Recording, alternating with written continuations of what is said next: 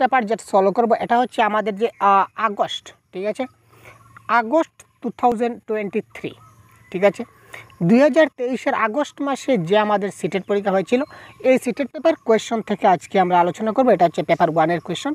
তো paper 1 paper 2 কোনো একটা ফ্যাক্টর না, কারণ একদম সিলেবাস একদম সমান থাকে। আমি আগে বলছি সিলেবাস সমান রয়েছে, কনসেপ্ট সমান রয়েছে, সবগুলো সমান রয়েছে। সুতরাং আপনাদের সেখানে কোনো ভাববার কোনো বিষয় নেই যে পেপার 2 এবং পেপার 1, কারণ পেপার 1-এর প্রশ্ন কিন্তু পেপার 2-তে রিপিট আসে, আবার পেপার 2-এর প্রশ্ন কিন্তু পেপার 1-এ আসে। তাই আপনারা আমার পেপার 1 রয়েছে আমি পেপার 2টা দেখব না, আর আমার পেপার 2 রয়েছে আমি পেপার 1 দেখব না, এই ধরনের বিভ্রান্তি থেকে আপনারা একটু মুক্তি পান নিজে থেকে, যদি একটা ভালো নম্বর ইনক্রিজ করতে চান। Bangla equal to Bangla, pedagogy equal to pedagogy, ঠিক আছে, কারণ সিলেবাস সমান, কনসেপ্ট সমান, এখানে আপনার কোনো সমস্যা হবে না। তো চলুন আমরা প্রথম প্রশ্ন আমরা দেখে নিই। আজকে প্রথম প্রশ্ন কী বলেছে, কোয়েশ্চন নম্বর 91।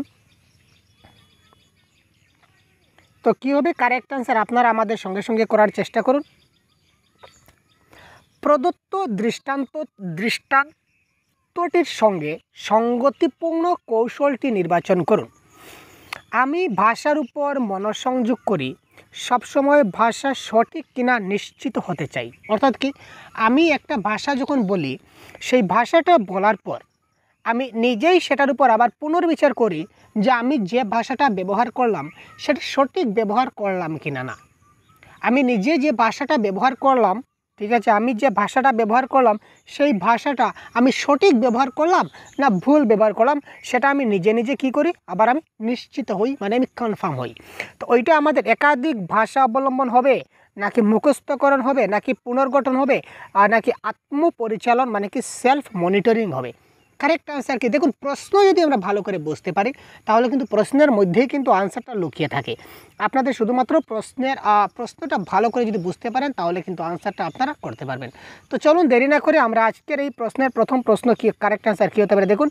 যেহেতু আমি নিজে কি করি, একটা ভাষা ব্যবহার করার পর আমি নিজেই চিন্তা করি বা নিজে ঠিক করি যে আমি সঠিক বললাম কিনা না, তো নিজে যখন করব সেটা কী হবে, সেলফ মনিটরিং, ঠিক আছে, কারণ আমি নিজেই ঠিক করছি যে আমি ঠিকঠাকভাবে করছি কিনা, এখানে অন্য কেউ ইনভলভ নয়। সুতরাং এখানে option number 4 is the right answer. আশা করি বুঝতে পারছেন। তারপর দেখুন, দ্বিতীয় শ্রেণীর পড়ুয়ারা গান গাইছে, মাথা আর কাঁধ দুই, হাঁটু আর পায়ের আঙ্গুল ছুঁই। একটা কবিতা রয়েছে, এই কবিতাটা তারা দ্বিতীয় শ্রেণীর যারা ছাত্র আছে তারা কবিতাটা পড়ছে যে মাথা আর কাঁধ দুই, অর্থাৎ মাথা এবং কাঁধ হচ্ছে দুই, এবং হাঁটু এবং পায়ের আঙ্গুল ছুঁই। গাইবার সঙ্গে সঙ্গে তারা তাদের উল্লেখিত অঙ্গ প্রত্যঙ্গগুলি ঠিকমতো ছুঁয়ে যাচ্ছে। অর্থাৎ কি, তারা যখন বলছে যে মাথা আর কাঁধ দুই, তখন তাদের হাত দিয়ে তারা মাথাতে টাচ করছে, যখন তারা কাঁধ বলছে তখন কাঁধে টাচ করছে, যখন তারা বলছে হাঁটু এবং পায়ের আঙ্গুল ছুঁই তখন তারা হাঁটুতে টাচ করছে এবং পায়ের আঙ্গুলকে স্পর্শ করছে বা টাচ করছে। এই যে এখানে কোন পদ্ধতি ব্যবহার করা হয়েছে, সারগ্রাহী, শ্রুতি ভাষাগত, যোগাযোগমূলক ভাষা শিক্ষণ, নাকি সমগ্র শারীরিক প্রতিক্রিয়া। প্রশ্নটা ভালো করে আমরা যদি বুঝি তাহলে কিন্তু কারেক্ট আনসার আমরা কি করতে পারবো, অনাহাস্যে কারেক্ট আনসার কী হতে পারে সেটা আমরা বুঝতে পারবো। তো এখানে দেখুন আমাদের কারেক্ট আনসার কী হবে, দেখুন যেহেতু সে কী করছে এখানে সে মাথা আর কাঁধ দুই বলে সে মাথাতে হাত দিচ্ছে, তারপর কাঁধে হাত দিচ্ছে, হাঁটু এবং পায়ের আঙ্গুল ছুঁই বলে সে কী করছে, তার হাঁটুতে সে টাচ করছে এবং পায়ের আঙ্গুলে টাচ করছে। সুতরাং এখানে কী হবে correct answer, total physical response, তার শারীরিক প্রতিক্রিয়া। সে পড়ার সঙ্গে সঙ্গে সে তার শরীরের অঙ্গ প্রত্যঙ্গকে টাচ করছে, অঙ্গ প্রত্যঙ্গ দিয়ে সে বোঝার চেষ্টা করছে বা শিক্ষক বুঝাবার চেষ্টা করছে একই ব্যাপার। এক্ষেত্রে কারেক্ট আনসার হবে কি, টোটাল ফিজিক্যাল রেসপন্স। আশা করি বুঝতে পারলেন। নেক্সট দেখুন কোয়েশ্চন নাম্বার 93, কারেক্ট আনসার কী হবে। শিক্ষার্থীরা দলগতভাবে পূর্ববর্তী পাঠের শব্দ ভাণ্ডার বিষয়ক 5টি প্রশ্নের উত্তর খুঁজেছে, তারপর তারা অন্য দলের সঙ্গে প্রশ্ন বিনিময় করছে এবং উত্তর দেওয়ার চেষ্টা করছে। এখানে দেখুন শিক্ষার্থীরা কী করছে, দলগতভাবে একটা গ্রুপ, ঠিক আছে, একটা গ্রুপে তারা কাজ করছে। তারা যখন গ্রুপে কাজ করছে তখন কী করছে, তারা পূর্ববর্তী পাঠের শব্দভাণ্ডার বিষয়ক 5টি প্রশ্নের উত্তর তারা খুঁজছে। অর্থাৎ আগের যে পাঠগুলো আমাদের স্যার পড়িয়ে গেছেন আগের চ্যাপ্টার, তো আগের চ্যাপ্টার থেকে তারা কি করছে 5টা প্রশ্নের উত্তর তারা খুঁজে বার করছে। কে বার করছে? ছাত্ররা বের করছে। কিভাবে? তারা দলগতভাবে করছে।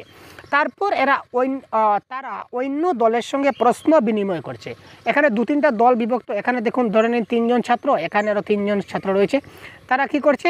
এখান থেকে তারা প্রশ্ন তাদের সঙ্গে পাস করছে, আর তারা তাদের সঙ্গে প্রশ্ন পাস করছে, প্রশ্ন বিনিময় করছে এবং উত্তর দেওয়ার চেষ্টা করছে।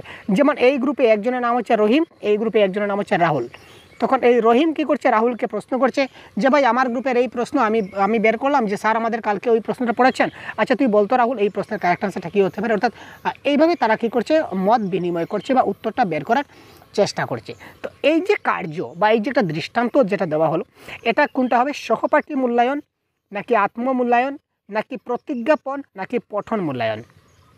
আমি জানি যে আপনারা কারেক্ট আনসার 100% করতে পারবেন, কারণ দেখুন আমি ক্লাসটা একটু আজকে দীর্ঘ হবে। আমি কিন্তু ক্লাসটা ফাস্ট করব না আজকে, আমি একদম স্পিডে চলে যাব, শুধু প্রশ্ন বলবো এবং আনসারে ঠিক করব না ভাই। যদি আমি ডাইরেক্ট প্রশ্ন এবং আনসার যদি ডিসকাস করি তাহলে আপনাদের লস হবে। ঠিক আছে, আমি এভাবে করবো না, আমি আপনাদের লস করতে চাই না। ঠিক আছে, আমি একদম ক্লাসটা একদম ধীর গতিতে চালাবো, আস্তে আস্তে ক্লাসটা চলবো, কারণ একটু সময় যাবে আমাদের, কিছু না আপনাদের একটু এমবি নষ্ট হবে এবং সময় নষ্ট হবে, এবং এই যে সময়টা নষ্ট হবে তার ফলে আপনারা অনেক কিছু শিখতে পারবেন, অনেক কিছু বুঝতে পারবেন, পরীক্ষায় একটা ভালো নম্বর আপনারা পেতে পারবেন, এটা 100% কারেক্ট। কারণ শুধুমাত্র এই প্রশ্নের কারেক্ট আনসার হবে অপশন নম্বর 1, ওই প্রশ্নের কারেক্ট আনসার হবে অপশন নম্বর 1। তো এই যে আনসারটা অপশন নম্বর 1 এবং 1 বলে কোনো কিছু হয় না, কারণ কি এই প্রশ্নের আনসারটা 1টা কেন হলো, বা এই প্রশ্নের কারেক্ট আনসারটা 1 হলো, তো এই প্রশ্নের কারেক্ট আনসারটা 1 কেন হলো, এটা যদি আপনি বুঝতে পারেন তাহলে পরবর্তী যখন প্রশ্ন আসবে তখন আপনি সেটা ট্যাকল করতে পারবেন, আপনি কারেক্ট আনসার করতে পারবেন, তাই না? কারণ কেন হলো সেটা আমাদের বুঝতে হবে। তো আজকের ক্লাসে আমি কেন হলো সেটা বুঝিয়ে দেবো। ঠিক আছে, বা আজকের ক্লাস নয়, এই যে আমি প্রিভিয়াস ইয়ার কোয়েশনের যে ক্লাসগুলো করব, আমি এই ধরনের ক্লাস করব। আপনারা কে কে সহমত আছেন দেখি কমেন্ট বক্সে জানান তো ভাই। আমার এই মতের সঙ্গে আপনারা কারা সহমত আছেন খুব তাড়াতাড়ি কমেন্ট করুন। আচ্ছা দেখুন এখানে কি বলেছে, এখানে দেখুন টোটালি কি বলেছে যে দলগতভাবে তারা কাজ করছে, তারা দলের মধ্য থেকে ভাব বিনিময় করছে, এক দল আরেক দলের সঙ্গে আলাপ আলোচনা করছে, যে যখন দল হবে তখন হবে সেটা সহপাঠী মূল্যায়ন বা পিয়ার অ্যাসেসমেন্ট। ঠিক আছে, দলগত কাজ করছে মানে কি পিয়ার অ্যাসেসমেন্ট, আর নিজে থেকে করবে, that is call self assessment. করার পর তারা কি শিখলো এটা যখন নেওয়া হবে তখন সেটা হবে ফিডব্যাক। আর পঠন মূল্যায়ন তো বুঝতে পারছেন, পঠনটা কতটুকু হলো পার্টিকুলার স্টুডেন্টের, সেটা হচ্ছে কি রিডিং মূল্যায়ন বা রিডিং অ্যাসেসমেন্ট আপনারা বলতে পারেন। তো এই ক্ষেত্রে কারেক্ট অ্যান্সার কী হবে? সহপাঠী মূল্যায়ন। তারপর দেখুন কোয়েশ্চন নাম্বার 94। কোয়েশ্চন নাম্বার 94 আপনাদের স্ক্রিনে রয়েছে, দেখুন তো কী হতে পারে কারেক্ট অ্যান্সার।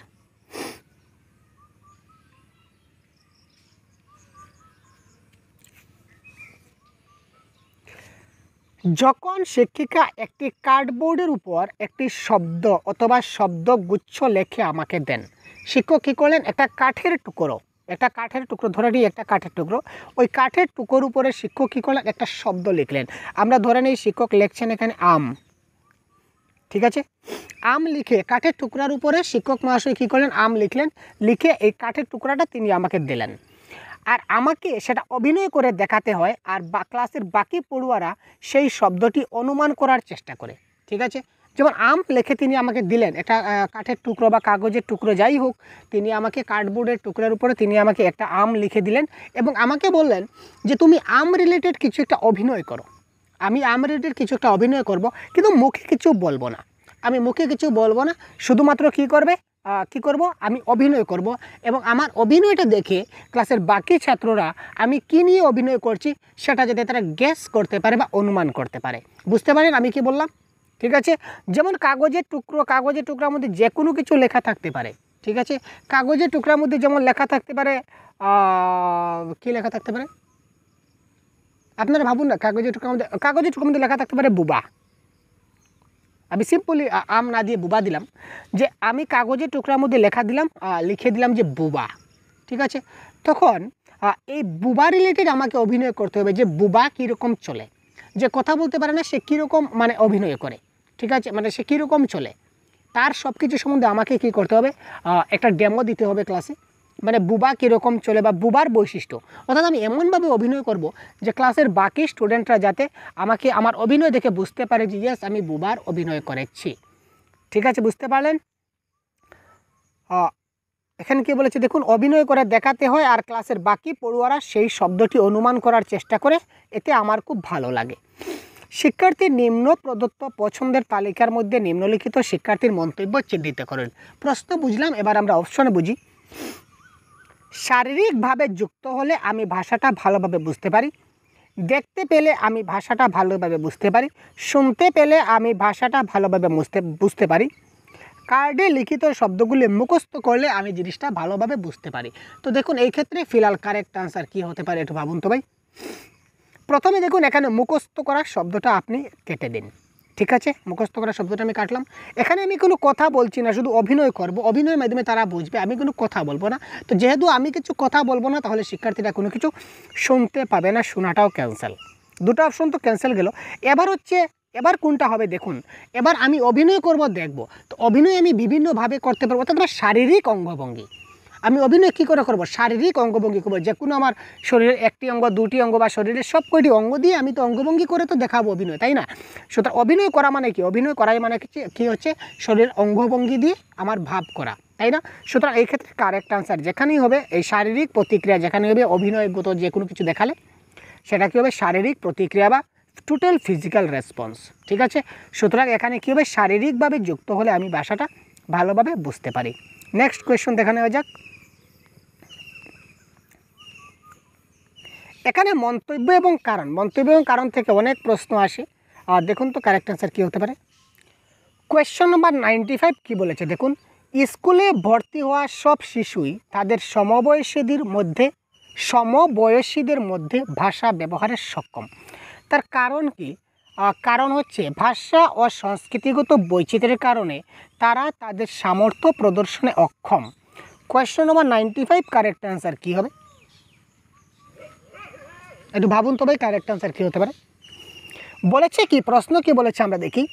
স্কুলে ভর্তি হওয়া সব শিশুই তাদের সমবয়সীদের মধ্যে ভাষা ব্যবহারে সক্ষম। অর্থাৎ কি দেখুন, আপনার ক্লাস 2তে যে সকল ছাত্র ভর্তি হয়েছে, ক্লাস 2 ধরে নিলাম, ক্লাস 2তে যে সকল আপনার ছাত্র ভর্তি হয়েছে, নতুন স্টুডেন্ট বলুন বা পুরানা স্টুডেন্ট বলুন, যাই বলুন না কেন, এখানে কি তারা ক্লাস 2তে ধরে নিন আপনার 20 জন স্টুডেন্ট রয়েছে, 20 number of students are there in class 2। ঠিক আছে, তো 20 জন ছাত্র যেহেতু আপনার এই ক্লাস 2তে রয়েছে, তারা সবাই কিন্তু এই স্টুডেন্টের কথা, একে অপরের কথাটা তারা বুঝবে। পিয়ার লার্নিং হিসাবে যদি দেখি, সহপাঠী যদি ক্লাসরুম বা সহপাঠী শিক্ষা যদি আমরা দেখি, তাহলে কিন্তু তারা একজন আরেকজনের কথা কিন্তু তারা খুব ভালো করে বুঝতে পারবে, তাই না? তাদের ভাষা ব্যবহারে সক্ষম হবে তো, কারণ একজন আরেকজনকে বুঝাতে পারবে। ঠিক আছে, তাদের নিজেদের মধ্যে বন্ধু বান্ধবের মধ্যে কথাবার্তা বলতে পারে, কথাবার্তা বলা, দ্যাট ইজ কল্ড ভাষা। অর্থাৎ যে কোনো কিছু তার মনের ভাবটা যাতে প্রকাশ করতে পারে অন্যজনকে, সেটাই হচ্ছে ভাষা। তো তারা কিন্তু সেটা ব্যবহার করতে পারবে, এটা হচ্ছে সক্ষম, তাই না? কারণ আপনার ক্লাস 2তে যদি 20 জন থাকে, তো 20 জনের মধ্যে রাহুল কি কথা বলবে, কেউ বাকি 19 জনের মধ্যে কেউ কি বুঝবে না? নিশ্চয়ই সবাই বুঝবে। হয়তো বা 1-2 জনের মধ্যে যদি কোনো সমস্যা থেকে থাকে, তাহলে এটা রেয়ার কেস, সেটা আমরা দেখছি না। আমরা পার্টিকুলার সাধারণভাবে যদি আমরা যাচাই করতে যাই, বিবেচনা করতে যাই, তাহলে একটি ক্লাসের একটি ছাত্র যে কথা বলবে, তার বাকি সব তার সহপাঠী বন্ধুরা তারা কী করতে হবে সেটা বুঝতে পারবে, তাই না? সক্ষম হবে, দ্যাট ইজ কল, এটা সত্য। তারপর দেখুন কারণ কি, কারণ হচ্ছে ভাষা ও সংস্কৃতিগত বৈচিত্র্যের কারণে তারা তাদের সামর্থ্য প্রদর্শনে অক্ষম কি করে হবে? তারা একজন আরেকজনের কথা বুঝতে পারছে, তার মানে কি, তারা ভাষা ব্যবহারে তাদের সামর্থ্য তারা যে প্রদর্শন করে, এখানে তারা সক্ষম হবে। তারা ভাষা ব্যবহার করতে বুঝতে পেরেছে, বুঝাতে পারেছে, সক্ষম হয়েছে, যার কারণে তো আরেকজন বুঝতে পারছে, তাই না? তো সুতরাং এখানে কী হবে না, অক্ষম হবে না, সেটা সক্ষম হবে। তার মানে option number A is correct এবং বি ইজ, অর্থাৎ মন্তব্যটা সঠিক এবং কারণটা ভুল। সুতরাং option number 4 is the right answer. A ঠিক কিন্তু আর ভুল। আশা করি বুঝতে পারছেন। চলুন আমরা পরবর্তী প্রশ্ন দেখি। যদি আপনার কোনো ডাউট থাকে তো কমেন্ট বক্সে অবশ্যই জানাবেন ভাই, আমরা দেখে নেব পরবর্তী সময়। এটা প্রশ্নের কি আনসার হতে পারে আপনারা কমেন্ট বক্সে জানান। আমরা আস্তে আস্তে জিনিসটাকে বুঝিয়ে দেওয়ার চেষ্টা করব, এবং আপনারা কারেক্ট আনসার কী হয় সেটা আপনারা কমেন্ট বক্সে খুব তাড়াতাড়ি জানান। Question number 96। পঞ্চম শ্রেণীর মঞ্জিত তার তার বন্ধুবান্ধব এবং একটি 2 বছরের শিশুর সঙ্গে ভিন্নভাবে কথাবার্তা বলে। একটা ক্লাস স্টুডেন্ট রয়েছে, ক্লাস 5-এর একজন স্টুডেন্ট রয়েছে, তার নাম হচ্ছে কি মঞ্জিত। ঠিক আছে, ক্লাস 5-এর একটা স্টুডেন্ট, তার নাম হচ্ছে কি মঞ্জিত। ঠিক আছে, সে তার শিক্ষিকার সঙ্গে কিভাবে কথা বলতে হয়, বন্ধু বান্ধবের সঙ্গে কিভাবে কথা বলতে হয়, এবং তার ছোটো যে বন্ধু বান্ধবগুলো রয়েছে 1 বছর বা 2 বছরের যে শিশুগুলো রয়েছে তাদের সঙ্গে কিভাবে কথাবার্তা বলতে হয় সেটা কিন্তু তার জানা রয়েছে। তাই সে কী করে, তার মায়ের সঙ্গে এক ধরনের কথাবার্তা বলে, তার শিক্ষিকার সঙ্গে অন্যভাবে কথাবার্তা বলে, বন্ধু বান্ধবের সঙ্গে এই কথাবার্তা বলে। আপনি জেনারেল ভাবুন, আপনি একজন আমি আপনাকে বলছি, এই যে ভাই আপনি যে আমার ক্লাস দেখছেন, এই ভাই শুনতে পাচ্ছেন, এই যে ভাই আপনাকে বলছি, এদিকে দেখুন, আপনাকে বলছি, আপনি আমার বর্তমানে যে ক্লাস দেখছেন আপনাকে বলছি, ভাই দেখুন, আপনি একজন ব্যক্তি, আপনি একজন মানুষ, কে আপনি রাম শ্যাম যদু মধু যাই আপনার নাম হোক, ছেলে হন মেয়ে হন, যাই হোক না কেন, আপনি একজন মানুষ। ঠিক আছে, কিন্তু আপনি যখন কথা বলবেন, দেখুন, আপনি কি সবার সঙ্গে সমানভাবে কথা বলবেন? যেমন আপনার স্যারের সঙ্গে যখন কথা বলবেন, আপনার স্যারের সঙ্গে যখন কথা বলবেন তখন বলবেন, স্যার আপনি ভালো আছেন? হ্যাঁ স্যার, কী করছেন স্যার? হ্যাঁ স্যার, আমরা তো ক্লাসটা করছি স্যার। এই ধরনের যে কোনো স্যারের সঙ্গে আমরা এইভাবে কথা বলি, তাই না? মা বাবার সঙ্গে আপনি অন্যভাবে কথা বলবেন। হ্যাঁ মা, তুমি আজকে কী রান্না করেছো? হ্যাঁ বাবা, আজকে কী হবে? বাবা, আজকে কী হবে? এই ধরনের বাবার সঙ্গে এই ধরনের কথা। কিন্তু আপনি বন্ধুকে কী বলবেন? আপনার বন্ধুকে কী বলবেন? আপনি কেমন আছেন বন্ধু, এটা কি বলবেন? আপনি, ভাই তুই কেমন আছিস? কী রে, আজ ফোন দিলি না? তোকে আমি পেয়ে নেই, দাঁড়া তোকে দেখাচ্ছি মজা। এই দেখুন, মানে কথার যেটা ধরন আপনার কিন্তু পরিবর্তন হয়ে গেছে। কারণ কি, বন্ধুর সঙ্গে আবার কিন্তু ছোটো শিশুদের সঙ্গে কিন্তু আদর করে কথা বলতে হয়, তাই না? একদম ভাব নিয়ে ছোটো শিশুদের একদম আদর অভ্যর্থনা সহকারে তাকে কথা বলতে হয়। তো ওই জিনিসটা, ওই যে থট, ওই যে চিন্তাভাবনা, সেটা কিন্তু মনোজিতের মধ্যে রয়েছিল। ঠিক আছে, এর অর্থ মঞ্জিত জানে যে বিভিন্ন সামাজিক পরিস্থিতিতে কীভাবে ভাষা ব্যবহার করতে হয়, তাই না? আপনি বিভিন্ন সামাজিক পরিস্থিতিতে আপনি ভাষা ব্যবহার করছেন, কারণ আপনি যে সমাজে যেখানে যাবেন, আপনার যে মানে এই পরিস্থিতি আপনাকে যেভাবে ভাষা ব্যবহার করতে বলবে, আপনি কিন্তু সেইভাবে ভাষা ব্যবহার করতে জানেন বা পারেন। সেম টু সেম ক্লাস 5-এর শিশুটাও কিন্তু সেটা কিন্তু জানে, তাই না? তো ভাষার যে এই ভূমিকাটা কী নামে পরিচিত? 96, এটা কথন কর্ম, প্রকৃতিবাদী, শব্দার্থ তত্ত্ব নাকি ব্যঞ্জনা তত্ত্ব? এটা আপনারা জেনে রাখবেন, এটা হচ্ছে আমাদের ল্যাঙ্গুয়েজের একটা ক্লাস, যেটাকে বলা হয় প্র্যাগমেটিক্স বা কি বলে আমাদের ব্যঞ্জনা তত্ত্ব। ঠিক আছে, নেক্সট প্রশ্ন দেখি 96, 97-এর প্রশ্ন কী হবে আমরা দেখব। একজন মা লক্ষ্য করলেন যে শিশু সন্তানটি মাঝে মধ্যে এমন সব কথা বলছে যা পরিবারের বড়দের বা অন্য সন্তানদের মুখে শুনেননি। ঠিক আছে, খুব গুরুত্বপূর্ণ ভাইটাল পয়েন্ট। একজন মা লক্ষ্য করলেন, কী লক্ষ্য করলেন? যে তার একটা ছোট্ট শিশু রয়েছে, শিশুটা এমন সব কথা বলছে, মধ্যে মধ্যে সে এমন সব কথা বলে যে কথাগুলা সে হয়তো কোনো মানে বড় কারুর কাছ থেকে সে হয়তো শুনেনি। কথাটা না শুনে সে কিন্তু কথাটা বলে ফেলছে। ঠিক আছে, এতে তিনি বিমূঢ় বোধ করেন, কারণ তার বিশ্বাস কোনো শিশু তার পরিবার বা ঘনিষ্ঠজনদের অনুকরণ করেই কথা বলতে শেখে।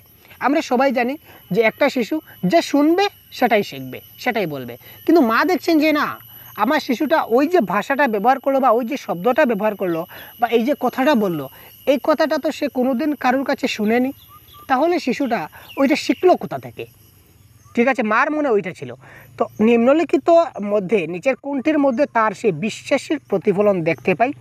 বহুভাষিকতা, সহজাত উৎপন্ন জ্ঞানবাদ নাকি আচরণবাদ নাকি গঠনবাদ? তিনি এখানে শিশুর কি অ্যানালাইজ করতে চলেছেন?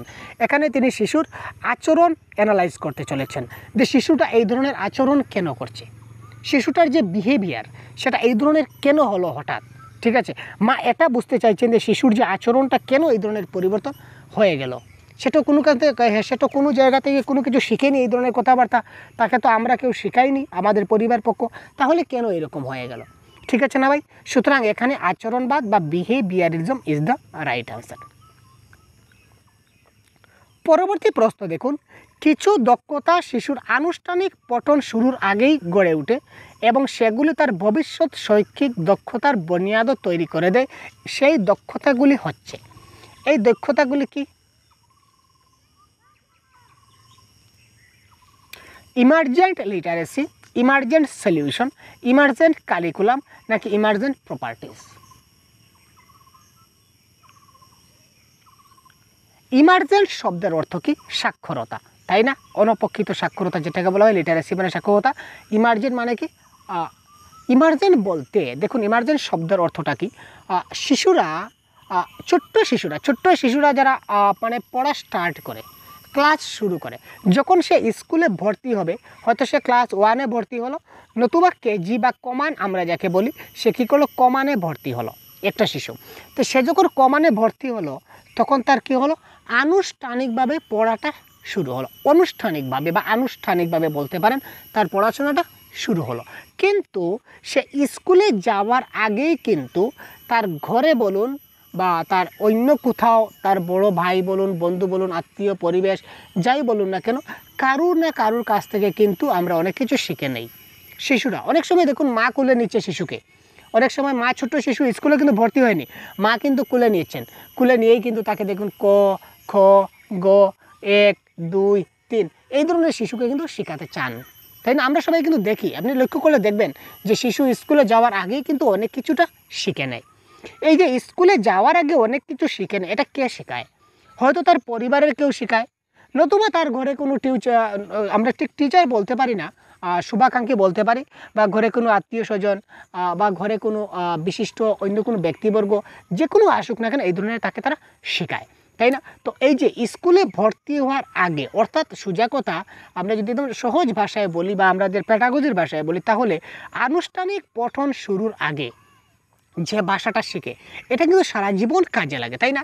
এই যে সে তার স্কুলে ভর্তি হওয়ার আগে সে তার মা তাকে ক খ গ ঘ শেখালেন, এটা কি তার স্কুলে ভর্তি হওয়ার পর সেই শেখানোগুলো কি তার ব্যর্থ হলো? না ভাই, ব্যর্থ হলো না, সেটা আরও কী হলো? মজবুত হলো। তার যেটা ভিত্তিটা তার মজবুত হলো। That is call foundational literacy আমরা বলতে পারি, ঠিক আছে? তো এই যে আনুষ্ঠানিকভাবে যে পঠনটা শুরু হওয়ার আগে যে শিক্ষাটা দেওয়া হয়, that is call emergent literacy. আর ইমার্জেন্ট সলিউশনটা কি? এই যে সময় কোন সময়টা কথা বললাম? স্কুলে ভর্তি হওয়ার আগের সময়। এই সময়ে শিশুকে যদি কোনো সমস্যা দেওয়া হয়, পড়াশোনার ক্ষেত্রে সমস্যা, ঠিক আছে, বা ধরে নিন পড়াশোনা ছেড়ে দিন, আপনি কি করেন? একটা কি বলবো, আপনি তার একটা সমস্যা দিলেন, যেমন একটা ডাস্টবিন। আপনি কী করলেন? ডাস্টবিনটাকে খুলে আপনি তাকে 4 পার্ট করে দিলেন। ডাস্টবিনটাকে খুলে ভেঙে আপনি তাকে তার যে পার্ট 4 পার্ট করে দিলেন। এবার তিনি শিশুকে বললেন যে তুমি এই 4টা পার্টকে তুমি সংযুক্ত করো। এটা তার কাছে একটা সমস্যা। আপনি তো পারবেন, কারণ আপনি জানেন যে ডাস্টবিনের কোথায় কোন অংশে তার মাথাটা লাগাবেন, কোন অংশে নিচের অংশ লাগাবেন, কোন দিকে সাইডের অংশ থাকবে। কিন্তু শিশু তো সেটা, এত ছোট শিশু, তার ব্রেনে কি কাজ করবে? এটা তার কারণে একটা সমস্যা। তো সে যদি এই সমস্যার সে সমাধান করে নিতে পারে, যেটা যদি সে জোড়া লাগিয়ে নিতে পারে, that is call emergent solution. আর ইমার্জেন্ট কারিকুলাম, অর্থাৎ এই সময়ে তার যে পাঠ্যক্রমটা তৈরি হবে, অর্থাৎ পাঠ্যক্রম মানে বুঝতে পারছেন তো, ইমার্জেন্ট পাঠ্যক্রম পর্যন্ত, পাঠ্যক্রম মানে কারিকুলাম। আমরা যে একাডেমিক যে পার্টগুলো করি, একটা নির্দিষ্ট কারিকুলাম থাকে। তো এই যে স্কুলে ভর্তি হওয়ার আগে এই ছোট্ট শিশুদের জন্য যে কারিকুলার তৈরি রয়েছে, যেটা এই কারিকুলামকে আমরা বলতে পারি অনপেক্ষিত পাঠ্যক্রম বা emergent curriculum. Got this point? আর দেখুন ইমার্জেন্ট প্রপার্টিস বলতে ভাই আমরা বাংলা প্যাডাগজিতে আমি অনেক সার্চ করেছি, আমি ক্লাসও দিয়েছি আপনাদের। তো ইমার্জেন্ট প্রপার্টিস বলে আমরা জেনারেলি বাংলায় কোনো সেই ধরনের কোনো টার্মস আমরা পাইনি। আর সেটা সায়েন্সের কনসেপ্ট, বায়োলজির কনসেপ্ট, কেমিস্ট্রির কনসেপ্ট, এখানে শুধু আপনাদের বিভ্রান্ত করার জন্য দেওয়া হয়েছে, সে নিয়ে আপনারা কিছু ভাববেন না। জেনারেলি আপনারা সেই ইমার্জেন্ট লিটারেসি বা ইমার্জেন্ট সলিউশন বা ইমার্জেন্ট কারিকুলাম সম্বন্ধে ভাববেন। তো ফিলহাল এই প্রশ্নের আপাতত কারেক্ট আনসার কী হচ্ছে দেখুন, যে দক্ষতা শিশু আনুষ্ঠানিক পঠন শুরুর আগে করে এবং সেটা তার ভবিষ্যৎ জীবনে অনেক কাজে লাগে, তার বুনিয়াদ গড়ে তোলে, অর্থাৎ সেটা কী হবে? অনপেক্ষিত সাক্ষরতা বা ইমার্জেন্ট লিটারেসি। কোনো সময় দেখবেন এখানে অনপেক্ষিত না দিয়ে আরও অনেক কিছু নাম দিতে পারে, উদীয়মান দিয়ে দেবে, উদীয়মূল দিয়ে দেবে, এই ধরনের বিভিন্ন বাংলায় অনেক কিছু টার্মগুলো চেঞ্জ হয়। তো ইংলিশটা আপনারা লক্ষ্য রাখবেন, ইমার্জেন্ট লিটারেসি সব জায়গাতেই থাকবে 98 99। দেখুন একটি প্রশ্নে আমরা অনেক সময় নষ্ট করলাম, তাই না? তো নষ্ট করার পিছনে রিজন আছে ভাই, কারণ কি আর যদি আপনার কোনো প্রশ্ন পরীক্ষা ইমার্জেন্ট লিটারেসি, ইমার্জেন্ট সলিউশন থেকে আসে, আশা করি আপনি কনসেপ্টটা ক্লিয়ার করতে পারছেন, এবং যদি এই ধরনের প্রশ্ন আসে আপনি 100% করতে পারবেন, এটা আমার বিশ্বাস রয়েছে। তারপর দেখুন 99, ঠাকুরমা বাড়িতে তার নাতি নাতনিদের বই থেকে গল্প পড়ে শোনাতে ভালোবাসেন। এইভাবেই তিনি বই এবং নতুন নতুন ভাবনার সঙ্গে শিশুদের পরিচয় করান। শিশুরাও এই প্রক্রিয়াটির সঙ্গে সক্রিয়ভাবে যুক্ত হয়ে পড়ে। এই যে বিশেষ এই কৌশলটিকে কি বলা হয়?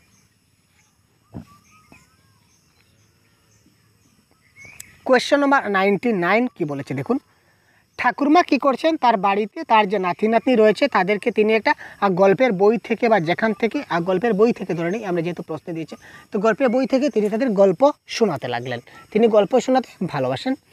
এইভাবেই তিনি বই এবং নতুন নতুন যে ভাবনার সঙ্গে শিশুদের পরিচয় করান। ঠিক আছে, তিনি তাদের গল্পের বই থেকে গল্প একটা বললেন, খুব মজার গল্প, তারপর তিনি ওই বইয়ের সঙ্গে বা নতুন নতুন ভাবনার সঙ্গে তিনি তাদের কী করলেন, পরিচয় করালেন। শিশুরাও কিন্তু এই প্রক্রিয়াটির সঙ্গে অ্যাক্টিভলি যুক্ত আছে। শিশুরা অ্যাক্টিভলি যুক্ত আছে। তো এটাকে আমরা সরব পঠন, আদর্শ পঠন, নাকি অংশীদারি পঠন, নাকি কথোপকথন পঠন বলবো? এখানে দেখুন শিশুরা কি করছে, শিশুরা কিন্তু আবার রিপিটেড করছে না, শিশুরা অ্যাক্টিভলি কাজ করছে। তার মানে তা নয় যে শিশুরা গল্প আবার আবার সেই বিপরীত দিকে ঠাকুমাকে তারা গল্প একটা শোনাতে চাইছে, তা তো নয়। ঠাকুমা তো গল্প শোনাচ্ছেন, শিশুরা মনোযোগ সহকারে গল্পটা শুনছে। দ্যাট ইজ কল্ড কী বলেছে সেটাকে, ডায়ালজিক রিডিং বা কথোপকথন ভিত্তিক পঠন। কথাবার্তার মাধ্যমে শেখানো হচ্ছে, দ্যাট ইজ কল, এটার কারেক্ট অ্যান্সার হচ্ছে কথোপকথন ভিত্তিক শিখন। আর শেয়ার্ড রিডিং বা অংশীদারিমূলক পঠন তখনই হবে যখন তাদের ভূমিকা চেঞ্জ হবে। ঠিক আছে, অর্থাৎ একজন শিক্ষক ছাত্রকে গল্প শোনাচ্ছেন আর পরবর্তী সময় ছাত্রটা শিক্ষককে গল্প শোনাবে। এই ধরনের যদি কন্ডিশন হয়, এই ধরনের কন্ডিশন হলে সেটা হবে শেয়ার্ড রিডিং। ঠিক আছে ভাই, তো আপাতত এই পথের কারেক্ট অ্যান্সার হচ্ছে কি, আমাদের কথোপকথন ভিত্তিক পঠন যেটা বলা হয় সেটা হবে কারেক্ট অ্যান্সার। তারপর দেখুন কোয়েশ্চন নাম্বার 100।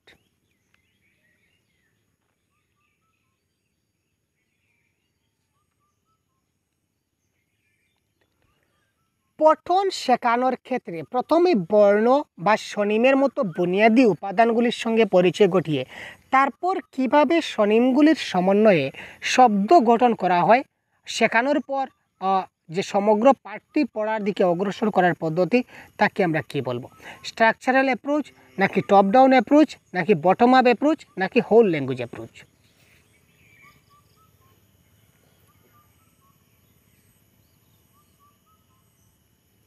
এক্ষেত্রে দেখুন প্রথমে কি বলেছে, টপ ডাউন অ্যাপ্রোচ। এখানে আমরা একটু লিখে নিই ছোট্ট করে, আপনারা একটু দেখে নিন কাইন্ডলি। এখানে হচ্ছে টপ ডাউন, আর এখানে কি হচ্ছে বটম আপ। বটম আপ, ঠিক আছে, টপ ডাউন এবং বটম আপ। বটম মানে কি? বটম মানে নিচে। বটম আপে আমরা কি করব, নিচে থেকে উপরের দিকে যাব। বটম আপে আমরা কি করব, নিচে থেকে উপরের দিকে যাব। আর টপ ডাউন, টপ মানে কি উপর, আর ডাউন মানে কি নিচে, অর্থাৎ কি উপর থেকে নিচের দিকে যাব। এখানে দেখুন আমি দুটা তীর দুদিকে দিয়েছি, একটু দেখুন। টপ ডাউনে কি করব, আমরা উপর থেকে নিচের দিকে যাব। আর বটম আপে কি করব, নিচ থেকে উপরের দিকে যাব। তার মানে কি, প্রথমে আমরা শিশুকে এখানে কি বলেছি, প্রথমে বর্ণ শেখাবো। প্রথমে বর্ণ, তারপর বর্ণ থেকে আমরা কি করলাম, তাকে কি করলাম, বুনিয়াদি গঠন পরিচয়, তার স্বনিমগুলি, তারপর শব্দ। বর্ণ থেকে আমরা শব্দে গেলাম, বর্ণ থেকে শব্দ, শব্দ থেকে আমরা বাক্য, শব্দ থেকে আমরা বাক্য, বাক্য থেকে আমরা কি করলাম, আর অনেক কিছু হচ্ছে। প্রথমে অক্ষর, প্রথমে দেখুন অক্ষর, তারপর বর্ণমালা, তারপর শব্দ, তারপর শব্দাংশ, শব্দাংশ যাকে বলা হয় বা ফ্রেজ যাকে বলা হয়, তারপর বাক্য, তারপর প্যারাগ্রাফ। মানে কি দেখুন ছোটো থেকে বড়োর দিকে যাচ্ছি, প্রথমে তাকে অক্ষর শেখাচ্ছি, তারপর বর্ণ শেখাচ্ছি, বর্ণমালা শেখাচ্ছি। অক্ষর মানে এক একটি পার্টিকুলার, দেখুন পার্টিকুলার যে অ, আ, র, ল, এটা হচ্ছে এক একটা কি অক্ষর বা এক একটা বর্ণ। তারপর যে বর্ণমালা যদি আমরা ধরি, তাহলে সব কয়টা বর্ণকে একসঙ্গে আমরা বর্ণমালা বলতে পারি। তারপর সবগুলা বর্ণমালা একসঙ্গে শেখালাম। তারপর কয়েকটা বর্ণ মিলে একটা শব্দ হয়, সেটা আমরা তাকে শেখালাম। ঠিক আছে, একটা বানান যাকে বলে একটা শব্দ, শব্দটা শেখালাম। তারপর দুটো তিনটা শব্দ মিলে একটা ফ্রেজ হয়, ছোটো ছোটো বাক্যাংশ যাকে বলা হয়। ঠিক আছে, বাক্যাংশ, যেমন খুব চালাক, খুব চালাক একটা বাক্যাংশ। ঠিক আছে, অতি চালাক একটা বাক্যাংশ, বাক্যের একটা অংশ। তারপর একটা সম্পূর্ণ বাক্য, রহিম খুব চালাক ব্যক্তি, তারা বাক্য শিখালাম। তারপর একটা কী করলাম, তারপর বাক্য থেকে আমরা কী করলাম, একটা প্যারাগ্রাফে গেলাম।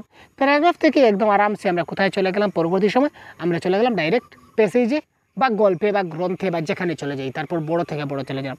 তো এখানে আমরা কী করছি, ছোটো থেকে বড়োর দিকে যাচ্ছি, তাই না? তো প্রথমে বর্ণ শেখাচ্ছে, তারপর স্বনিম শেখাচ্ছে, তারপর শব্দ শেখাচ্ছে, তারপর সমগ্র পাঠের দিকে যাচ্ছে। মানে ছোটো থেকে বড়োর দিকে যাচ্ছে। সুতরাং এটার কারেক্ট অ্যান্সার কী হবে দেখুন, বটম আপ অ্যাপ্রোচ। ঠিক আছে, বোঝা গেল বটম আপ অ্যাপ্রোচ। এবার প্রশ্নটা যদি ঠিক বিপরীত চলে আসতো, যে প্রথমে গল্পটা শিক্ষক মশাই কী করলেন, প্রথমে গল্পটা সম্পূর্ণটা পড়লেন, তারপর গল্পটা পড়ার পর তিনি গল্পটির যে প্যারাগ্রাফ আছে প্যারাগ্রাফগুলি আবার বুঝিয়ে দিলেন। তারপর প্যারাগ্রাফ থেকে তিনি প্রত্যেকটা যে বাক্যগুলিকে অ্যানালাইজ করলেন। তারপর বাক্য থেকে তিনি পরবর্তী সময়ে বাক্য থেকে তিনি কী করলেন, বাক্য থেকে তিনি শব্দাংশগুলো আলোচনা করলেন, তারপর শব্দ আলোচনা করলেন, তারপর কোন কোন অক্ষর দিয়ে শব্দগুলো গঠিত হয়েছে সেগুলো আলোচনা করলেন। তার মানে বড়োর থেকে ছোটোর দিকে যাচ্ছি, তার মানে that is called top down approach হবে। তো এই ক্ষেত্রে কারেক্ট অ্যান্সার কী হবে, বটম আপ অ্যাপ্রোচ। আশা করি আপনারা খুব ভালো করে বুঝতে পারছেন বটম আপ টপ ডাউন। এবার দেখুন মন্তব্য এবং কারণ থেকে আরেকটা প্রশ্ন 101-এর যেটা প্রশ্ন রয়েছে। ক্লাসটা একটু দীর্ঘ হলেও করার কিছু নাই ভাই, মনোযোগ সহকারে শুনুন। যদি মনোযোগ সহকারে শুনতে পারেন তাহলে কিন্তু আপনার কাজে আসবে পরবর্তী সময়। আপনি ভেবে রাখবেন যে আজকে এই যে 13 বছরের যে বাংলার ক্লাস, এই ক্লাসগুলি কিন্তু আপনাদের জন্য একটা মানে কী বলবো মহামন্ত্র হতে চলেছে, ভেবে দেখবেন। ধ্বনি উচ্চারণ ভিত্তিক বানান শুদ্ধ বানান শিখনের সামর্থ্যকে মন্থর বা বিলম্বিত করে। নাম্বার 1, তার কারণ কি, শিশু যখন প্রথাগত বানান ব্যবহারের বদলে তাদের আবিষ্কৃত বানান ব্যবহার করে তখন তা তাদের শুদ্ধ বানান শিখনের সামর্থ্যকে মন্থর বা বিলম্বিত করে না। ঠিক আছে, এই ক্ষেত্রে কারেক্ট অ্যান্সার কোনটি হবে, 101। আচ্ছা, ধ্বনি উচ্চারণ ভিত্তিক বানান অর্থাৎ ফনেটিক স্পেলিং শুদ্ধ বানান শিখনের সামর্থ্যকে মন্থর বা বিলম্বিত করে। আচ্ছা, একটা জিনিস ধরুন তো, ধ্বনি উচ্চারণ ভিত্তিক বানান বলতে কী বোঝা যায়? ধরুন একটা শিশু একটা জিনিস সে মানে কী করতে, উচ্চারণের ভিত্তিতে তার বানানটা ভুল হয়ে গেল, উচ্চারণের ভিত্তিতে তার বানানটা ভুল হয়ে গেল, তাতে কি সে পরবর্তীতে সে কি তার বানানটা সে শিখতে পারবে না? তার বানান শিখতে দেরি হবে। পরবর্তীতে শিক্ষক মশাই যখন উচ্চারণটা ঠিক করে দেবেন তখন তো অটোমেটিক্যালি সে শিখে যাবে। তো এই ক্ষেত্রে মন্থর হবে বা বিলম্বিত হবে আমরা কি করে বলবো, আমরা তো বলতে পারি না। সুতরাং option number A is the wrong. ঠিক আছে, শিশু যখন প্রথাগত বানান ব্যবহারের বদলে তাদের আবিষ্কৃত বানান ব্যবহার করে, মানে কি একটা বানান রয়েছে, যেমন বানানের অর্থটা হচ্ছে কি আনুষ্ঠানিক। শিশুটে এটা আনুষ্ঠানিক, আমরা জানি এটা আনুষ্ঠানিক উচ্চারণ, কিন্তু শিশুটা এটাকে আনুষ্ঠানিক না বলে অনুষ্ঠানিক বলেছে। অনুষ্ঠানিক, সে তার নিজে থেকে একটা আবিষ্কার করে নিয়েছে, একটা উচ্চারণ সে কী করেছে, নিজে থেকে আবিষ্কার করে নিয়েছে। তখন সে তাদের শুদ্ধ বানান শিখনের সামর্থ্যকে মন্থর বা বিলম্বিত করে না বলেছে। ঠিক আছে, আলটিমেটলি অনুষ্ঠানিক থেকে আনুষ্ঠানিক অটোমেটিক্যালি তার ক্ষেত্রে চলে আসবে, এখানে কিন্তু বিলম্বিত করবে না। ঠিক আছে, সুতরাং এই ক্ষেত্রে কারেক্ট আনসার হবে অপশন নাম্বারে, অর্থাৎ এ ভুল কিন্তু আর ঠিক। ঠিক আছে, পরবর্তী প্রশ্ন দেখছি।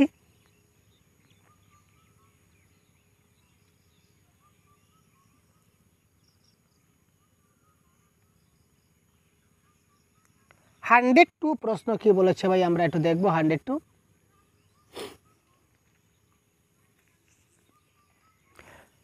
নতুন কোনো ভাষা শিক্ষাকালীন অবস্থায় অনেক শিক্ষার্থী সেই ভাষার অন্য উচ্চারণ বিধির কারণে ভাষাটি বলতে গিয়ে আত্মবিশ্বাসের অভাব বোধ করে।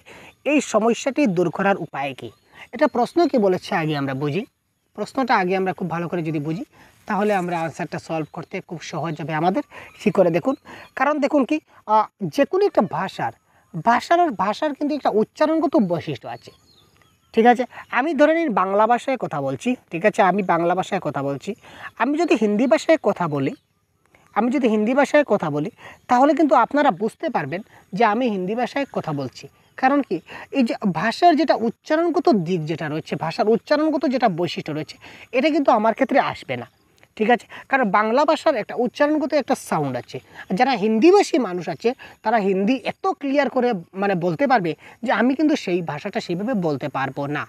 ভোজপুরি যারা ব্যক্তি রয়েছে বা অ্যাসামিস যারা ব্যক্তি রয়েছে, আমি যদি আসামিস ভাষায় কথা বলি, অ্যাসামিস মিডিয়ামে কথা বলি, কিন্তু অ্যাসামিস ভাষার যে একটা সুর বা টান বা লয় যে ভাষাগত রয়েছে সেটা কিন্তু আমি পারবো না, তাই না? তো এই যে এবং অন্য ভাষাভাষী ব্যক্তি যেমন একটা অ্যাসামিস ব্যক্তি যদি বাংলা ভাষায় কথা বলতে পারবে, কিন্তু আমাদের বাংলা ভাষার যে একটা সুর লয় তাল আছে, উচ্চারণের যে একটা স্পেশাল ফ্যাক্টর রয়েছে সেটা কিন্তু তারা পারবে না। তার মানে কি, প্রত্যেকটা ভাষার একটা স্পেশাল উচ্চারণগত একটা স্পেশাল একটা দিক রয়েছে। এই কারণে শিশুরা কী করতে পারে না, সে স্পেশাল ভাষাটা উচ্চারণ করতে পারে না। উচ্চারণ করতে না পারে তাদের নিজেদের মধ্যে আত্মবিশ্বাসের অভাব বোধ হয়, যে আমি মনে হয় অন্য ভাষাটা শিখতে পারবো না। যেমন একটা শিশু যদি হিন্দি ভাষা শিখতে চায়, তো সে ভালো করে উচ্চারণ করতে পারছে না, উচ্চারণের সমস্যা দেখা যাচ্ছে, তার ফলে শিশুটার মনে হবে যে না, আমি তো উচ্চারণ করতে পারছি না ভালো করে, তার মানে আমি সেই ভাষাটা আমি আর শিখতে পারবো না। তার নিজেদের মধ্যে নিজের আত্মবিশ্বাসের অভাব হয়। তো এই সমস্যাটি দূর করার জন্য একটি উপায় হলো, অর্থাৎ এই সমস্যা দূর করার জন্য শিক্ষক কী করবেন দেখি। ভুল হলেই তা সংশোধন করে দেওয়া, ক্লাসে শিশুদের বিষয়ে সরব পাঠ করানো, ক্লাসে শিশুদের মধ্যে পারস্পরিক কথোপকথনের প্রয়োজন হবে তেমন ক্রীড়ামূলক কার্যাবলী প্রদান, কোনো পেশাদার পরামর্শদাতাকে দিয়ে স্পিচ থেরাপি বা বাচন পরিচর্যার ব্যবস্থা করা এবং শিক্ষার্থীদের দিয়ে পুনঃ পুনঃ অনুশীলন করানো। দেখুন, এর কারেক্ট আনসার কিন্তু আপনাদের চোখের সামনে রয়েছে, খুব তাড়াতাড়ি কমেন্ট করুন। 102 প্রশ্নের কারেক্ট আনসার কী হবে দেখুন। প্রথমে কি আমরা কোনো পেশাদার পরামর্শদাতাকে, অর্থাৎ কি স্পেশাল কাউকে আমরা নিয়োগ করি না। স্পেশাল ডাক্তার হোক, স্পেশাল টিচার হোক, অর্থাৎ স্পেশাল শব্দ আমরা কোনো ইউজ করি না প্যাডাগজির ভাষায়, সুতরাং এটা আমরা ক্যান্সেল করে দিলাম। ঠিক আছে, তারপর দেখুন, ক্লাসে শিশুদের দিয়ে যদি আমরা সাইলেন্টলি সরব পাঠ, মানে লাউড যদি পাঠ করাই, তো পাঠ করালে কি তার ভয়েসটা ঠিক হয়ে যাবে, তার উচ্চারণটা ঠিক হয়ে যাবে না।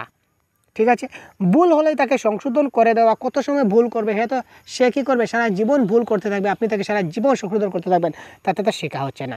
তো কারেক্ট আনসার কী হবে, অর্থাৎ এখানে দেখুন, একটা হিন্দি ভাষায় একটা ব্যক্তি রয়েছে, হিন্দিভাষী একটা ব্যক্তি রয়েছে এবং একটি বাঙালিভাষী একটা ছাত্র রয়েছে।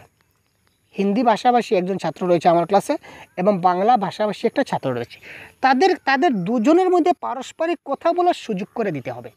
তারা দুজনের মধ্যে পারস্পরিক কথা বলার সুযোগ করে দিতে হবে, যার ফলে কি হবে, এই যে আমার হিন্দি ভাষী ছাত্র যা রয়েছে, সে কিন্তু বাংলা ভাষাটা ওই হিন্দি ভাষী ছাত্রের মুখ থেকে শুনতে কোনো এক সময় সে কী করবে, ভালো করে শিখে নেবে। অর্থাৎ আমরা জানি, যত ভালো করে আমরা শুনতে পাবো তত ভালো আমরা বলতে পারবো।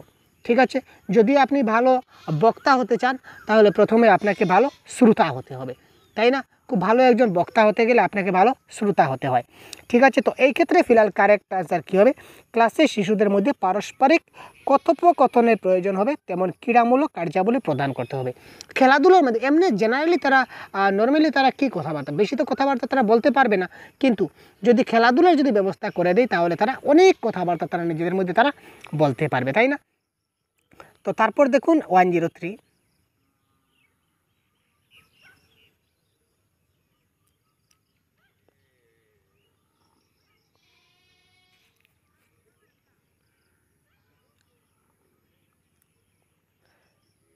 ক্লাস 3 এর একজন শিক্ষিকা শিক্ষার্থীদের নতুন শব্দাবলীর সঙ্গে পরিচয় করাতে চান, এক্ষেত্রে নিম্নলিখিত কোনটি একটি কার্যকরী উপায়?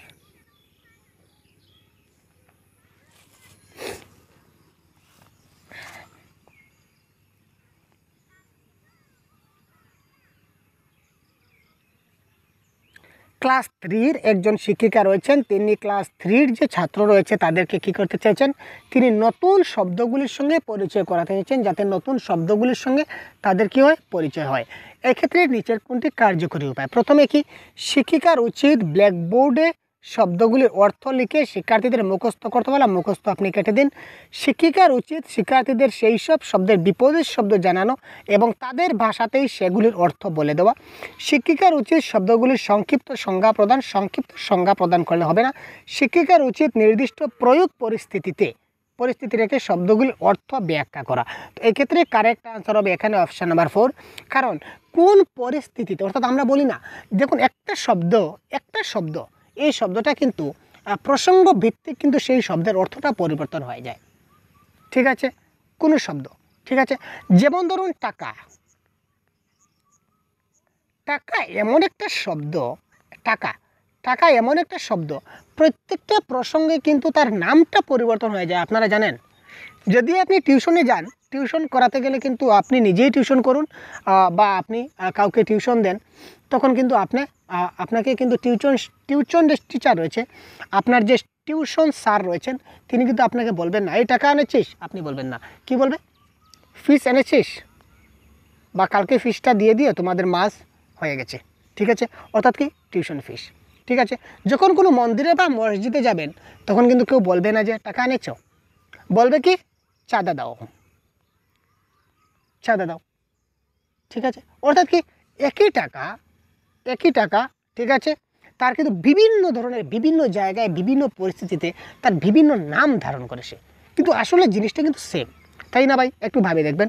সুতরাং এই ক্ষেত্রে বলা হচ্ছে কি সঠিক পরিস্থিতিতে কোন পরিস্থিতিতে কোন শব্দের কোন অর্থ কীভাবে ব্যবহার হবে সেই জিনিসটা তাকে ভালো করে বুঝিয়ে দেওয়া।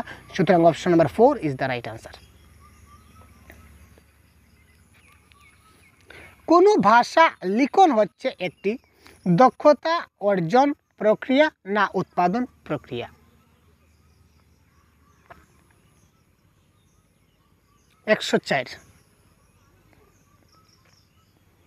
আচ্ছা, 104-এর যেটা প্রশ্ন, এই প্রশ্নের ব্যাপারে আপনার একটি কথা আমি জানিয়ে রাখি, আমরা অনেক কনসেপ্টও আমরা পড়িয়েছি, বা আমরা যেটা জানি, বা আমরা আপনাদের অনেক ক্লাসেও জিনিসটা শেয়ার করেছি, বা আমরা নিজেও আমরা শিখেছি যে যদি লিখন হয়, লিখন যেটা এটা হচ্ছে কি প্রোডাক্টিভ স্কিল, তাই না? আপনারা সবাই জানেন যে লিখন হচ্ছে কি প্রোডাক্টিভ স্কিল। যদি বলি LSRW, এখানে LSRW রয়েছে লিসেনিং, স্পিকিং, রিডিং এবং রাইটিং। এল এবং আর অর্থাৎ লিসেনিং এবং রিডিংটা হচ্ছে কি আমাদের রিসিপটিভ স্কিল, এখান দিয়ে আমরা কি গ্রহণমূলক দক্ষতা। আর স্পিকিং এবং রাইটিং হচ্ছে আমাদের কি প্রোডাক্টিভ স্কিল, গ্রহণমূলক বা দক্ষতা। ঠিক আছে, সুতরাং এই ক্ষেত্রে কারেক্ট আনসার হওয়া উচিত ছিল উৎপাদনমূলক দক্ষতা। কিন্তু এই যে অফিসিয়াল আনসার কি যেটা প্রোভাইড করা হয়েছে, অফিসিয়াল আনসার কিতে এটার আনসার দিয়েছে অপশন নাম্বার 1, অর্থাৎ কোনো ভাষা লিখন হচ্ছে একটি দক্ষতা বলেছে। ভাষা লিখন এখানে একটি দক্ষতা বলেছে, স্কিল বলেছে, কিন্তু ভাষা লিখন হলে এখানে সেটা প্রোডাক্টিভ হবে। তো এই ক্ষেত্রে আমার একটু ডাউট আছে, আপনারা একটু এটা কাইন্ডলি আপনারা একটু কনসিডারে নেবেন, এবং আপনাদের কি বিবেচনা হয় সেটা অবশ্যই কমেন্ট বক্সে জানাবেন। ঠিক আছে, বোঝা গেল? আমরা জানি যে যদি লিখন দক্ষতা হয় তাহলে সেটা কি হবে, প্রোডাক্টিভ স্কিল হবে, এবং কিন্তু আনসার কিন্তু দিয়েছে এটা একটা দক্ষতা। অবশ্যই সেটা আনসার কি ভুল কিনা না সেটা কিন্তু আমরা ঠিক বুঝতে পারছি না, তাই সেটা আপনারা একটু বিবেচনা দিন, দেখবেন।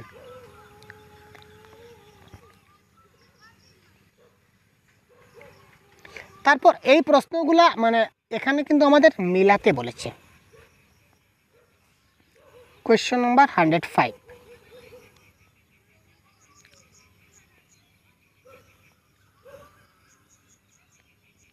তো অনুমান প্রচেষ্টা বলতে আমরা কি বুঝি?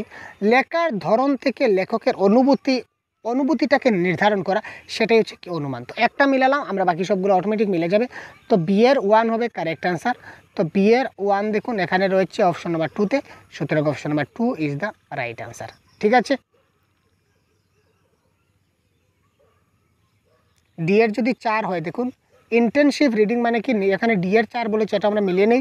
ইন্টেনসিভ রিডিং মানে কি, পাঠটিতে কীভাবে ভাষার ব্যবহার হচ্ছে সেদিকে মনোসংযোগ। ইয়েস, আমরা ইন্টেনসিভ রিডিংয়ে আমরা মনোযোগ সহকারে রিডিং করি, এটাও কিন্তু কারেক্ট, সুতরাং এটা হবে কারেক্ট আনসার।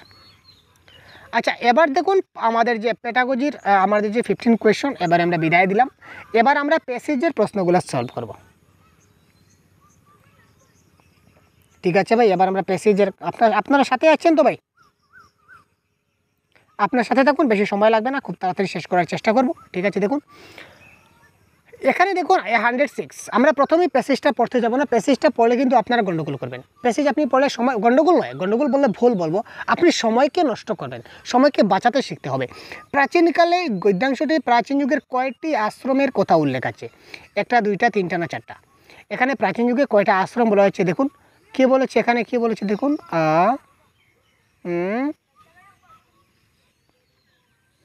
প্রথম হলো ছাত্র অবস্থা, যার সঙ্গে সেদিনের ব্রহ্মচর্য আশ্রমের তুলনা করা হয়েছিল। অর্থাৎ কি ব্রহ্মচর্য একটা আশ্রমের নাম, একটা আশ্রমের নাম কি ছিল, একটা আশ্রমের নাম ছিল আমাদের ব্রহ্মচর্য।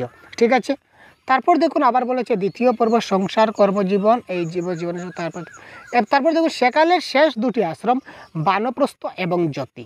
তার মানে এখানে 2টা আশ্রম পেলাম এবং এখানে একটা আশ্রম পেলাম, ব্রহ্মচর্য আশ্রম। তো সুতরাং টোটাল আশ্রম আমার কয়টা হলো, আশ্রম হলো 3টা। ঠিক আছে, 106-এর কারেক্ট আনসার কী হলো, অপশন নাম্বার 4। দেখুন প্যাসেজ থেকে কী করে ট্রিকি আনসার করতে হয় সেটাও আমি আপনাদের শিখিয়ে দেবো, টেনশনের কোনো ব্যাপার নেই, সাথে থাকুন শেষ পর্যন্ত। টোটাল বাংলায় 30-এর মধ্যে 30 পাওয়ার টার্গেট রাখুন ভাই। প্রিভিয়াস 13 বছরের ক্লাস যদি ডিটেলস আপনার বুঝে নিতে পারেন, এমন কোনো কনসেপ্ট থাকবে না যেটা আপনার বোঝার বাকি রয়েছে। আমরা আজকের মতো ক্লাস কন্ডাক্ট করব, প্রত্যেকটা টপিক আপনাদের বুঝিয়ে দেওয়ার চেষ্টা করবো যতটুকু সম্ভব হয়। গদ্যাংশ অনুযায়ী ব্রহ্মচর্যাশ্রমে প্রবেশের আবশ্যিক শর্ত কি? নিজের কাজ নিজে করতে পারা, আর্থিক স্বাচ্ছল্য, উচ্চ মেধা, নাকি নিঃসঙ্গ জীবন কাটাতে পারা। 107। তো 107-এর কারেক্ট আনসার কী হবে? 107-এর কারেক্ট আনসার আমরা কোথায় পাই? আমরা একটু দেখি, আপনাদের সঙ্গে সঙ্গে দেখব ভাই। অর্থাৎ ব্রহ্মচর্যে যে আমরা যে অ্যাডমিশন নেব, অ্যাডমিশনের একটা শর্ত রয়েছে। তো অ্যাডমিশনের শর্তটা কি? এই দেখুন এখানে পেয়েছি। সেই প্রাচীনকালে বালক যখনই নিজে চলাফেরা করতে এবং নিজের দৈনন্দিন প্রয়োজনীয় কাজ নিজেই করতে পারত, তখন তাকে ব্রহ্মচর্য আশ্রমে প্রবেশ করতে হতো। অর্থাৎ সেই ব্রহ্মচর্য আশ্রমে প্রবেশ করার শর্ত ওটাই ছিল, শর্তটা ওটাই ছিল যে দৈনন্দিন প্রয়োজনের যে কাজ, সে কাজগুলো যাতে নিজের কাজগুলো নিজে করতে পারে, এটাই ছিল শর্ত। সুতরাং option number 1 is the right answer. দেখলেন প্যাসেজ ডাইরেক্ট আনসার রয়েছে। প্রাচীন শিক্ষা ব্যবস্থায় গ্রামবাসীরা কিসের ভূমিকা পালন করত? সমালোচক, পৃষ্ঠপোষক, নাকি পরিদর্শক, নাকি নিষ্ক্রিয় দর্শক? তো এখানে কারেক্ট আনসার কী হবে? গ্রামবাসীরা কোথায় রয়েছে দেখি তো ভাই। এখানে গ্রামবাসীরা কী করতো? গ্রামবাসীরা সানন্দে প্রচুর ভিক্ষা দিত, আর কোনো গ্রামবাসীর কোনো ফ্যাক্টর নয়। তো যারা ভিক্ষা দিত সানন্দ, মনের আনন্দে দিত, সমালোচনায় কোনো ব্যাপার আসে না, পরিদর্শনের কোনো ব্যাপার আসে না, নিষ্ক্রিয় দর্শকের ব্যাপার আসে না। এখানে কারেক্ট আনসার হবে কি? পৃষ্ঠপোষকের ভূমিকায় তারা কাজ করছে। নেক্সট প্রশ্ন দেখি। গদ্যাংশটি পড়ে বোঝা যায় যে প্রাচীনকালে বাস্তব জীবনের সঙ্গে শিক্ষার কোনো যোগ ছিল না, নিঃসঙ্গ জীবনযাপন প্রণালী শিক্ষার অন্তর্গত ছিল, সমষ্টিগত জীবনযাপন প্রণালী শিক্ষার অন্তর্গত ছিল, আনন্দের সঙ্গে শিক্ষার কোনো যোগ ছিল না। তো 109-এর কারেক্ট আনসার কী হবে আমরা যদি দেখি, তো আমরা একটু প্যাসেজে আমরা একটু চোখ বুলাই তো ভাই।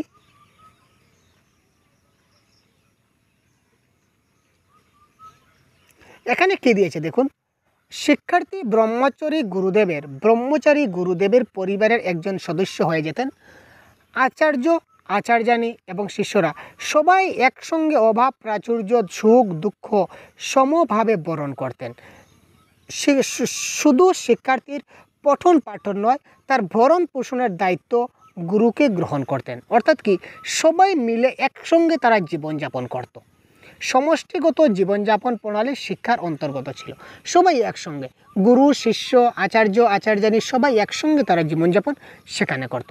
ঠিক আছে, একজনের সুখ দুঃখ আরেকজনে ভাগ করে নিত। সবাই একসঙ্গে, সমষ্টিগত জীবনযাপন প্রণালী এখানে উল্লেখযোগ্য ছিল। তারপর দেখুন, উদ্ধৃত গদ্যাংশটিতে কোন শব্দটির স্ত্রীলিঙ্গের উল্লেখ নাই? শিষ্য, আচার্য, গুরু না পিতা? তো এই ক্ষেত্রে আমরা একটু দেখি তো।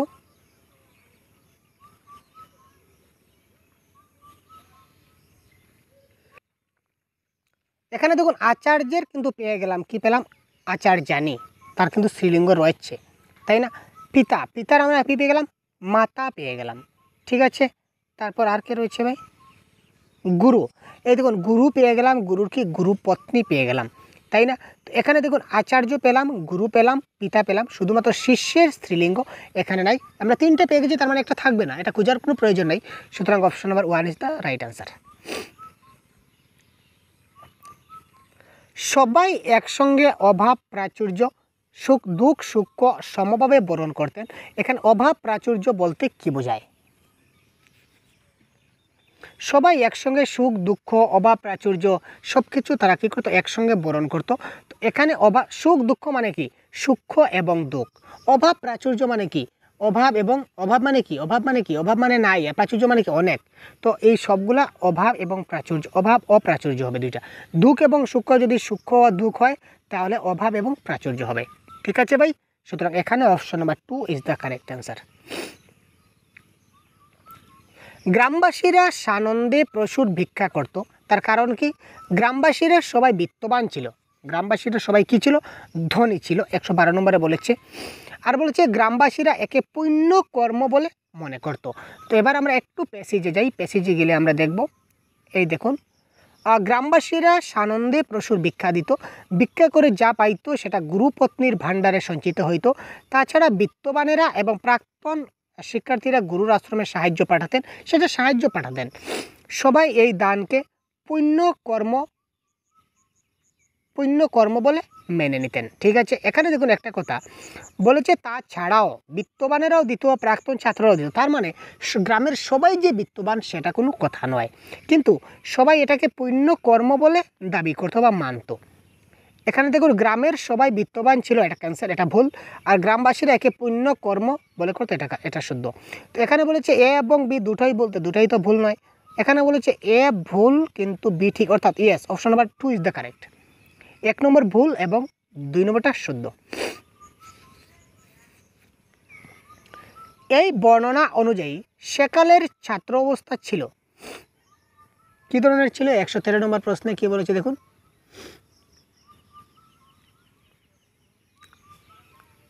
সবাই একসঙ্গে বিন্দাস জীবনযাপন করতো, কোনো টেনশনের ব্যাপার ছিল না।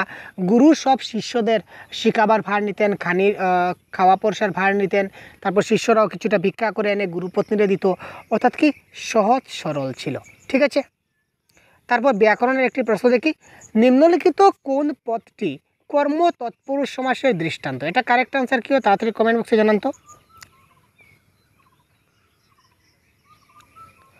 কর্ম তৎপুরুষ সমাসের উদাহরণ কোনটি? কোয়েশ্চন নম্বর 111-4। এটা কারেক্ট আনসার হবে কি শিক্ষা গ্রহণ, মানে শিক্ষাকে গ্রহণ, এটা হবে কারেক্ট আনসার। তারপর দেখি 115।